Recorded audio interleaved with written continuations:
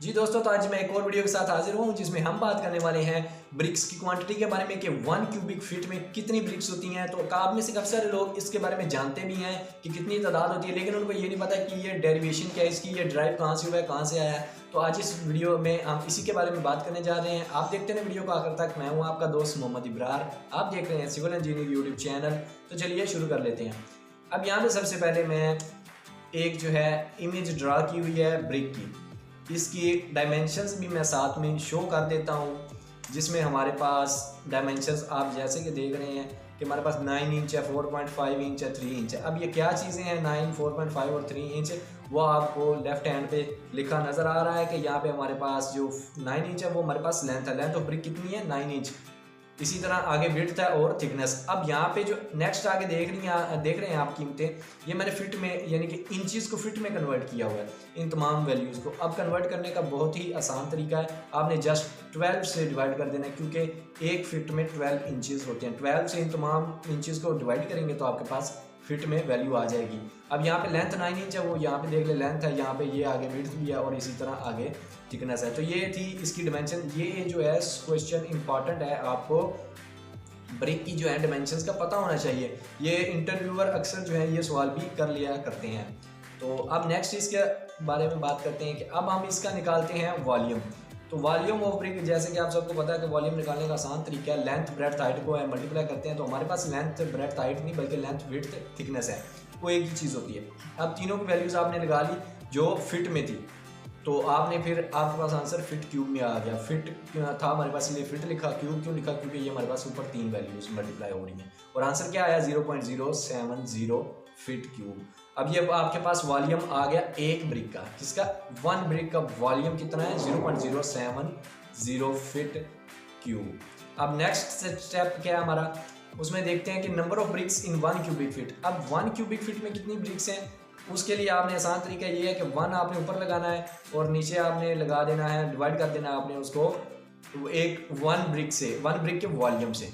तो अब हमने, क्योंकि हम नंबर ऑफ ब्रिक्स निकाल रहे हैं, क्वांटिटी निकाल रहे हैं ब्रिक्स की, तो आपके पास आंसर आ जाएगा। ये निकाल रहे हैं, याद रहे कि हम यहाँ पे अब देखिए 1 क्यूबिक फीट मैंने लिखा है, तो आपने यहाँ पे 1 लगा दिया। अगर आपसे कोई पूछ ले कि आप में 5 क्यूबिक फीट में कितनी ब्रिक्स हैं, 10 क्यूबिक फीट में कितनी ब्रिक्स हैं, तो आपने यहाँ पे वैल्यू चेंज करके वो 5 या 10 कर देनी है। लेकिन ये यहाँ पे नीचे जो है आपने वैल्यू बिल्कुल भी चेंज नहीं करनी।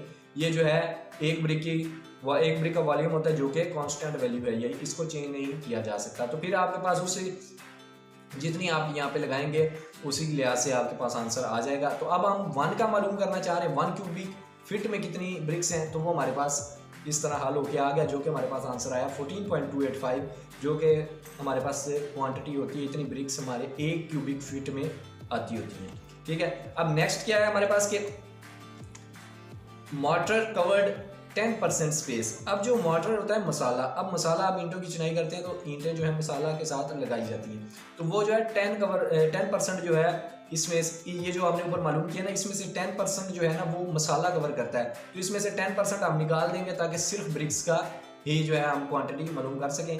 तो उसके लिए क्या करेंगे, आपने यहाँ पे जो है 1 क्यूबिक फीट में क्वांटिटी निकाली ब्रिक्स वो लिख देंगे और मल्टीप्लाई आप 10% से कर देंगे। 10% से अगर आप डायरेक्ट मल्टीप्लाई कर दें तो भी, नहीं तो आप 10 और डिवाइडेड बाई 100 कर दें। ठीक है, तो आगे आंसर आपके पास ये आ जाएगा।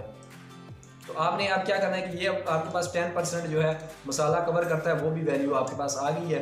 तो अब आपने यहाँ से इसको माइनस कर देना है जो आपने ऊपर निकाली थी। अब ऊपर हमने निकाली थी 14.285 ब्रिक्स, आपने माइनस कर दिया, जो भी निकाला 1.4285 ब्रिक्स। तो आपके पास अब बगैर मिसाला के, आपने बगैर मिसाला के आपके पास इतनी ब्रिक्स आ गई 12.856। पहले आपके पास 14.285 थी जो कि मसाला के साथ थी, लेकिन अब बगैर मसाला के। तो यहाँ पे अभी बात ख़त्म नहीं हुई है, अब आगे क्या है, अब ये 12.856 आ गया हमारे पास ना, तो ये हमारे पास आई है बगैर मसाला के। अब आपने क्या करना है कि 5% जो है वो वेस्टेज होती है ब्रिक्स की। आप जब चिनाई करते हैं तो उसमें ईंटें जो हैं काफ़ी तोड़नी भी पड़ती हैं, कुछ ज़ाया हो जाती हैं, तो उसमें हमारे पास वो 5% जो है वेस्टेज लगाई जाती है। तो 5% वेस्टेज आप निकाल लेंगे। ये हमारे पास जो भी निकला बगैर मसाला के, ये 5% से मल्टीप्लाई कर दिया और आपके पास आंसर आ गया। अब ये 0.6428 आंसर आ गया, जो कि 5% यानी कि इसका 5% है जो कि हमारा वेस्ट होता है। तो वो वेस्ट हुआ, अभी हमने शामिल तो करना है क्योंकि हमें ईंटें वो अब मंगवाएंगे हम वहाँ से, तो फिर ही हम जो है इसको आगे यूज़ करेंगे और वेस्ट होगा। तो ये चीज़ हमने इसमें प्लस करनी है, ठीक है। यहाँ से आप इसको इसमें प्लस कर देंगे तो उसके लिए आसान तरीका यही है कि आपने अब ये 12.856 बगैर मसाला के क्वांटिटी 1 क्यूबिक फीट में, और ये जो है 5% आपका वेस्ट हुआ, तो ये दोनों ऐड करने के बाद 13.45 आ गया, जो कि अब ओवरऑल देखें तो 13.5 आता है। तो 13.5 यानी कि हमारे पास आंसर आ चुका है, जो कि हमारा रिक्वायर्ड आंसर है। एक कह लें कि 1 क्यूबिक फीट में 13.5 ब्रिक्स जो हैं आती हैं। तो ये थी छोटी सी वीडियो। अगर आपको पसंद आई है तो लाजमी इस वीडियो को लाइक कर दें, वीडियो को शेयर कर दें और कमेंट करें। अगर कोई भी क्वेश्चन है आपका तो आप लाजमी उसको कमेंट किया करें। वीडियो देखने का शुक्रिया। अल्लाह हाफिज़।